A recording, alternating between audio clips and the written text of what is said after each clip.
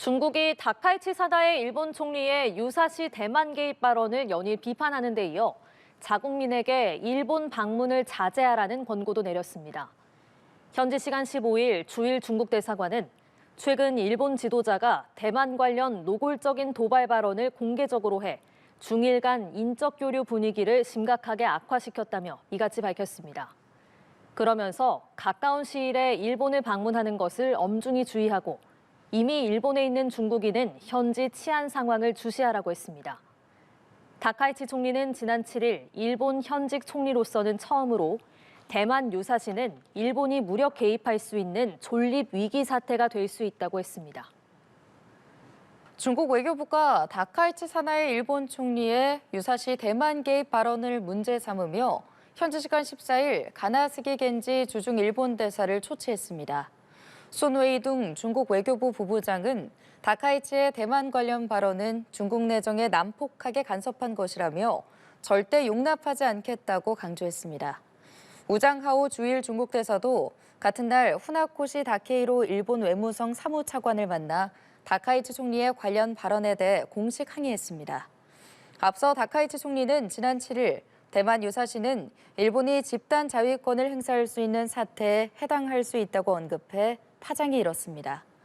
이에 중국은 연일 고강도 비난을 쏟아내고 있으나 다카이치 총리는 발언을 철회할 생각이 없다고 밝힌 바 있습니다. 도널드 트럼프 미국 대통령이 중국보다 동맹국들이 무역에서 미국을 더 이용했다고 말했습니다. 트럼프 대통령은 현지 시간 10일 폭스뉴스와의 인터뷰에서 최근 다카이치 사다의 일본 총리를 겨냥한 중국 외교관의 참수 발언과 관련해 질문을 받자 많은 동맹국들과 우리의 친구가 아니라며 이같이 답했습니다. 트럼프 대통령의 발언은 미국의 안보 지원을 받는 동맹국들이 대규모 대미 무역 흑자를 거둬온 점을 재차 비판한 것으로 풀이됩니다. 한편 트럼프 대통령은 중국과의 협상에 관해서는 중국과 좋은 관계를 맺는 유일한 방법은 강한 입장에서 협상하는 것이며 우리는 관세로 압도적인 강함을 얻었다고 평가했습니다. 네, 일본 다카이치 총리가 대만 유사시를 일본 집단 자위권 행사 대상으로 본 발언을 두고 중일 간의 신경전이 가열되는 양상입니다.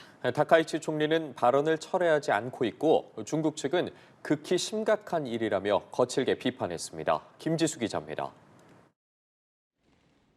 다카이치 총리는 지난 7일 일본 현직 총리로는 처음으로 대만 유사시는 일본이 집단 자위권을 행사할 수 있는 존립 위기 사태에 해당할 수 있다고 밝혔습니다.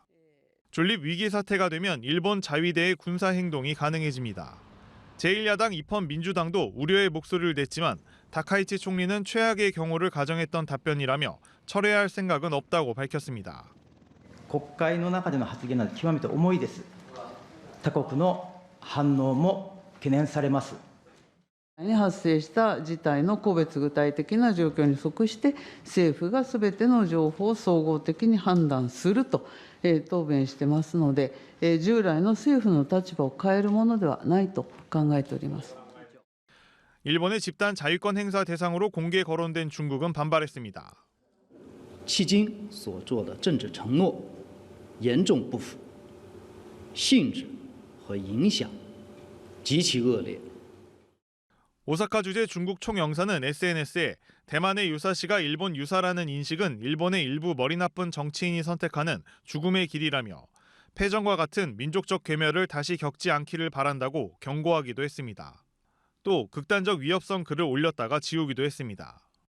その趣旨は明確ではないものの中国の在外公館の長の言論として極めて不適切と言わざるを得ません. 중국은 다카이치 총리를 친대만 성향으로 보고 있어 유사시 상황을 둘러싼 일본과 중국의 신경전은 더 거칠어질 가능성이 있습니다. 연합뉴스TV 김지수입니다. 네, 중국과 일본의 관계가 심상치 않아 보입니다. 중국은 연일 일본의 강경 발언을 쏟아내고 있는 상황인데요. 베이징 연결합니다. 배삼진 특파원. 네, 베이징입니다. 네, 다카이치 총리의 발언 때문인데 일본 대사가 초치됐다고요? 네, 대만 유사시 일본이 군사적으로 개입할 수 있다는 다카이치 일본 총리의 발언 이후 중일 간 갈등이 급격히 고조되고 있습니다. 중국 외교부는 다카이치 총리의 발언을 내정 간섭이자 주권 침해라고 규정하며 대만 문제에서 불장난을 하면 타 죽을 것이라는 이 초강경 경고까지 내놨습니다. 심지어 군사 대응도 공개적으로 언급했는데요. 수네이둥 부부장은 나가사키 겐지 주중 일본 대사를 초치해 엄중 항의했습니다. 中方必将迎头痛击，我们将坚决行使联合国宪章和国际法赋予的自卫权，坚定捍卫国家主权和领土完整。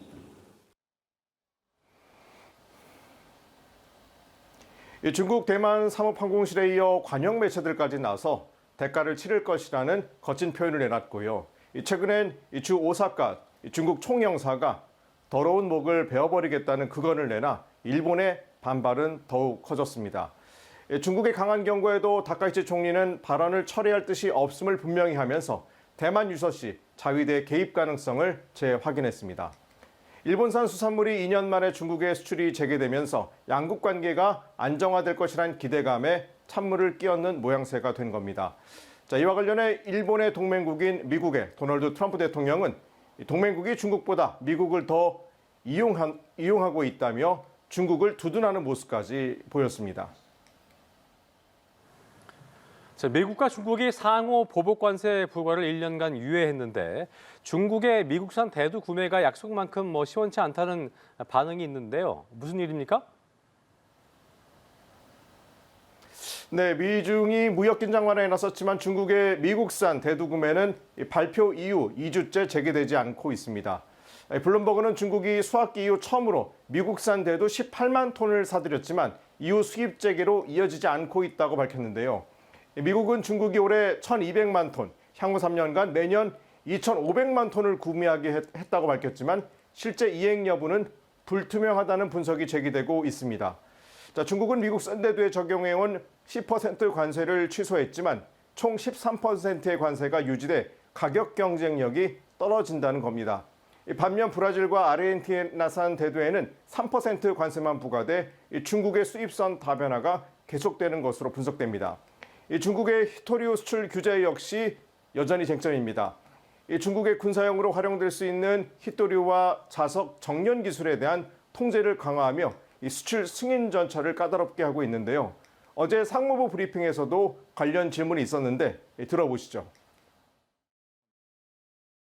依法依规开展稀土相关物项出口管制工作。作为负责任大国，中国既致力于维护国家安全和利益，履行防扩散等国际义务。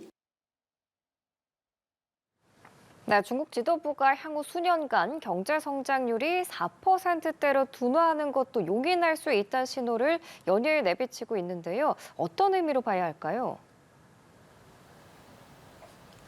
네, 시진핑 주석이 최근 광둥성을 방문해서 괜찮다는 평가를 내리면서부터입니다. 이 광둥성의 올해 3분기까지 경제 성장률은 4.1%로 전국 평균 수준인 5.2%보다 낮았습니다. 이 시 주석은 광둥성의 성장률이 전국 평균을 밑돌지만 규모가 큰 만큼 증가폭은 여전히 크다며 광둥성 스스로와 비교해야 한다고 강조했습니다.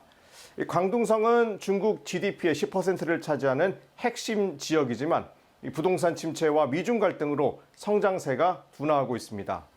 블룸버그는 이를 중국이 4% 성장을 사실상 수용한다는 신호로 해석했습니다. 중국 국가통계국 집계에 따르면 2021년부터 2014년까지 중국 성장률은 평균 5.5%로 올해 목표는 5% 안팎입니다. 리창 총리 역시 5년 내 GDP가 170조 위안을 돌파를 언급하며 연 4%대 성장 전망을 내놨는데요. 지난달 4중절의 문건에서도 2035년 1인당 GDP 이 목표 달성을 위해 2035년까지 연평균 4.17%의 성장이 필요하다고 명시했습니다. 중국 지도부는 광둥의 전기차, 로봇 등 첨단 기술 육성을 강조하며 저성장 속 기술 경쟁력 강화에 무게를 뒀는데요. 이는 경제 발전 속도보다 고품질 성장을 강조하고 있는 건데 광둥성의 성장 둔화가 현재 중국 경제의 축소판이라는 점에서 앞으로 중국의 선택에 관심이 모아집니다.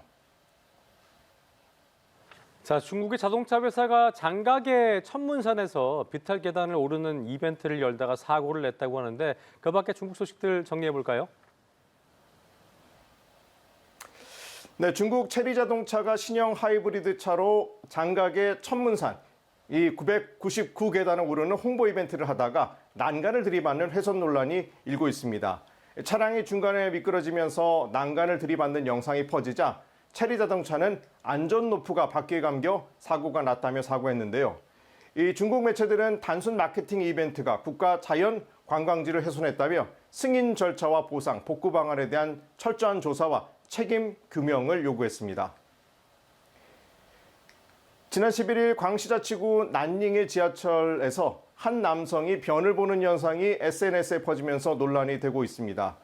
네티즌들은 화장실 안내 표지판이 채 2m도 떨어지지 않는 곳에서 변을 보고 청소하지 않고 떠났다며 비문명적 행위라고 비난했는데요.